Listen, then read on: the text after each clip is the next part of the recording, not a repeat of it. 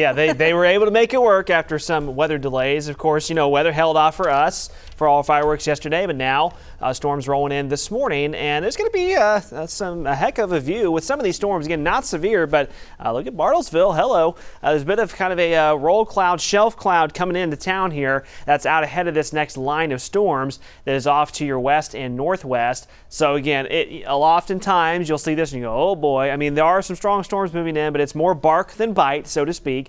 We don't have severe storms, but there will be the potential for some 40-mile-an-hour wind gusts. This is what you're seeing. That view from Bartlesville, that shelf cloud is associated with these storms, and oftentimes there'll be a gust front out ahead of the storms, and that's what that shelf cloud develops on. So you can see that storm complex is dropping pretty steadily to the south and east, moving at about 40 miles per hour. If it kept up its current pace, that would bring it into Tulsa by about 10 o'clock. But again, wouldn't surprise me if it gets here slightly quicker than that, just based on its current timing. You can see heavy rain and thunder and lightning from Sedan down to Pawhuska. Bartlesville, Copan is just west of town now. Burbank, Scheidler areas, again, that we all know really need the rain. Ralston down to Pawnee, heavy rains coming into town. Now there will be the potential for maybe a core or two of small hail at times. We'll keep an eye out for that.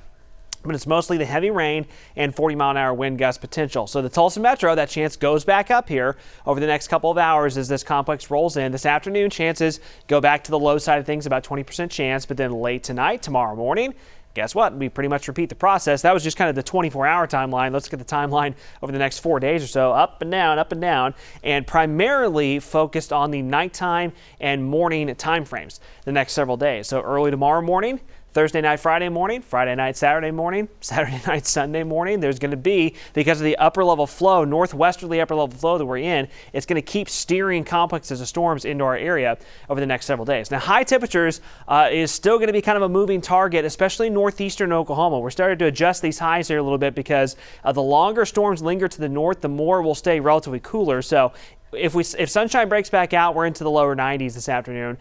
If the clouds and rain stick around, we've got highs in the 80s. Now, southeastern Oklahoma, I-40 to the south, you're less likely to be impacted by that. You're going to be hot and steamy. The heat index is where you're really going to notice the difference. Again, there'll still be some 90s heat index to the north, but 105 or above in southeastern Oklahoma. So again, basically the long and short is the less rain and storms you have, the more likely you're going to be really steamy later on today, and that looks to be in southeastern Oklahoma. So here's that morning storm complex, drops to the south and east.